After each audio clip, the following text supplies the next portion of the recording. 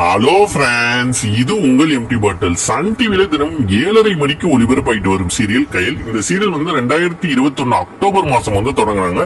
அந்த காலத்துல நம்பர் 1 சீரியலா இருந்த ரோஜா சீரியலை பீட் பண்ணி டிஆர்பியில ரெக்கார்ட் கிரியேட் பண்ணிச்சு கயல் சீரியல். கயல் சீரியல் தொடக்கத்துல நிறைய நல்ல டிஆர்பி பெற்றுட்டு இருந்தது. சன் டிவி மட்டும் இல்ல, தமிழ் சீரியல்கள்லயே நம்பர் 1 சீரியலாவும் கயல் சீரியல் இருந்துட்டு வந்தது. சிங்கப்பெண்ணை சீரியல் ஆரம்பிச்சதுக்கு அப்புறம் சிங்கப்பெண்ணை அந்த இடத்தை பிடிச்சது. பட் சில வாரங்கள் கயல் சீரியலும் நம்பர் 1 இருந்திருக்கு.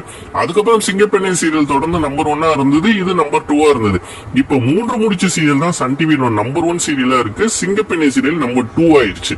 கயல் சீரியல் நடுநடுல 2வது இடம் வந்தாலும் இப்ப சமீப காலமா 3வது இடத்துலயே இருக்கிறதா தான் சொல்றாங்க.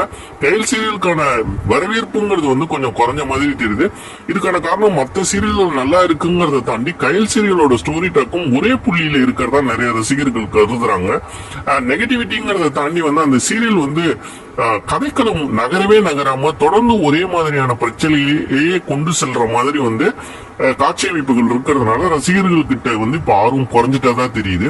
மத்த எல்லா சீரியல்லையும் கிட்டத்தட்ட நெகட்டிவிட்டி ஒரே மாதிரி பிரச்சனைகள் வந்து போனாலும் தொடர்ந்து அந்த சீரியலோட கதைக்களம் கொஞ்சம் மூவ் ஆயிட்டே இருக்கும். பட் கயல் சீரியலோட கதைக்களம் என்னமோ இன்னும் அதே புள்ளியில இருக்கிறதா நிறைய பேர் கருதுறாங்க.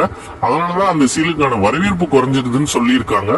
பட் என்னதான் அதோட வியூவர்ஷிப் டவுன் ஆனாலும் சன் டிவி இப்போதைக்கு அதை முடிக்கிறது இல்லை அப்படிங்கிற ஒரு முடிவுல இருக்கிறதா தெரியுது.